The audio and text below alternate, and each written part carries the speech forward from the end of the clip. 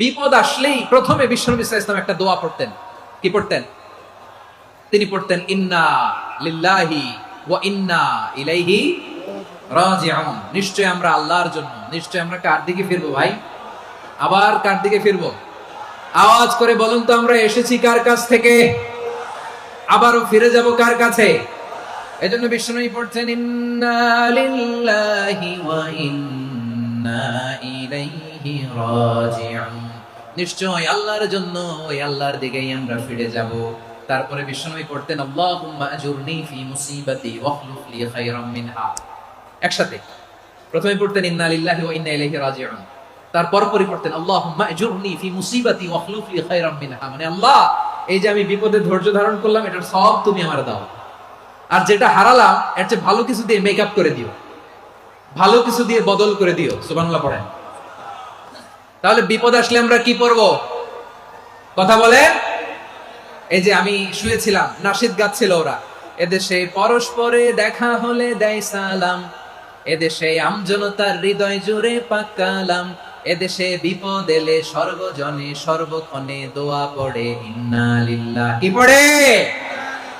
সুবহানাল্লাহ সুবহানাল্লাহ সুবহানাল্লাহ সুবহানাল্লাহ। এদেশে আজান শুনে সূর্য ওঠে শহর গ্রামে, এদেশে আজান শুনে সূর্য ডুবে সন্ধ্যা নামে, এদেশে সকল কাজে সবাই বলে বিসমিল্লাহ, এদেশে ভালো কিছু দেখে শুনে হাসি মুখে সবাই বলে মাশাআল্লাহ। সুবহানাল্লাহ পড়ে।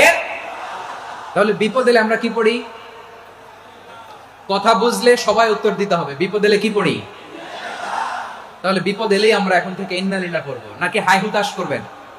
একদল আছে হাই হুতাশ করে, হায় আল্লাহ রে মোর কি হইল রে, মই কি হরমু রে, মই কমবে জামু রে। আছে না নাই? এরকম বিলাপ করতে নিষেধ করেছেন বিশ্বনবী। কি করব, কই যাব, কি হবে, হায় হায়, এরকম হাহুতাশ আছে না নাই? বিশ্বাসীরা হাহুতাশ করে না, তারা ইন্না লিল্লাহ পড়ে। কি পড়ে? মনে থাকবে?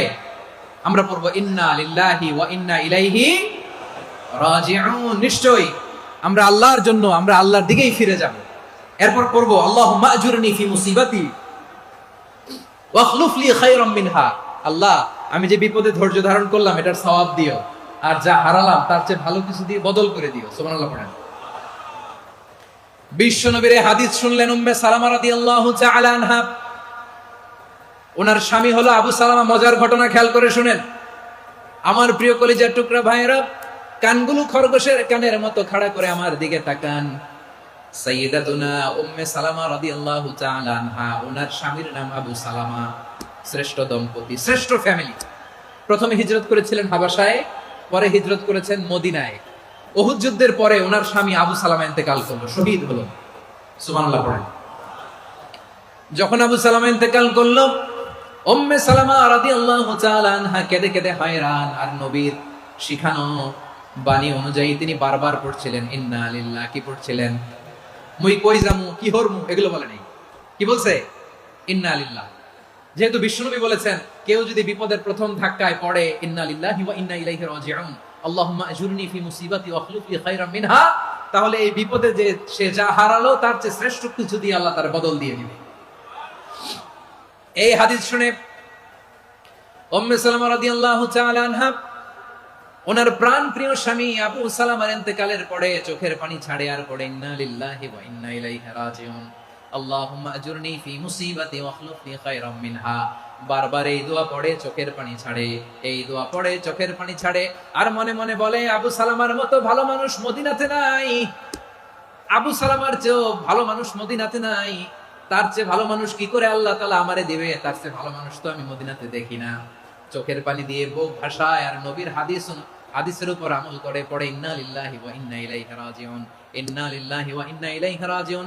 পড়তে পড়তে চোখের পানি ছাড়ে আর চিন্তা করে বিশ্বনবী বললেন এই দোয়া পড়লে যেটা হারালাম তার চেয়ে ভালো কিছু দিয়ে আল্লাহ পুরস্কার দেয়। আবু সালামার চেয়ে ভালো মানুষ মদিনার মধ্যে আর কে হতে পারে? কি আজীব তামাশা, কি অবাক করা ঘটনা। কিছুদিন পরে দেখা গেল সাইয়্যিদুল মুরসালিন রাহমাতাল লিল আলামিন স্বয়ং বিশ্ব নবী উম্মে সালামাকে বিয়ের প্রস্তাব পাঠিয়েছে। স্বয়ং বিশ্বনবী উম্মে সালামা রাদিয়াল্লাহু তাআলা আনহাকে বিয়ের প্রস্তাব পাঠিয়েছেন। উনি রাজি হয়ে গেলেন, বিয়ে হয়ে গেল, উনি হয়ে গেলেন উম্মুল মুমিনিন, আমাদের মা, পুরো মুসলিম উম্মার মা। চিৎকার করে বলেন আল্লাহু আকবার। তাহলে আমার প্রাণপ্রিয় ভাইয়েরা, বিপদে পড়লে আমরা পড়বো ইন্না লিল্লাহি ওয়া ইন্না ইলাইহি রাজিউন, আল্লাহুম্মা আজুরনি ফি মুসিবাতি ওয়াখলুফ লি খায়রাম মিনহা। পড়বেন? পড়বেন না? যারা যারা বিপদ আসলে এই দোয়াটা পড়বেন এখন থেকে, আওয়াজ করে ইনশাআল্লাহ বলেন। যা হারাইছেন তার চেয়ে শ্রেষ্ঠ জিনিস দিয়ে বদলা দিবে কে? বিশ্বাস হয়? একটু সন্দেহ লাগে মনে হয়, একটু সন্দেহ সন্দেহ আছে? যাদের বিশ্বাস হবে তাদেরকে আল্লাহ উত্তম বদলা দিবে, ঠিক কিনা বলেন? তাহলে বিপদে পড়লেই প্রথমে আমরা এটা করব। দোয়াগুলো যদি এখন মুখস্থ না হয়, এই যে রেকর্ডিং হচ্ছে, পেয়ে যাবেন, কালকেই পেয়ে যাবেন, শুনে শুনে মুখস্থ করবেন।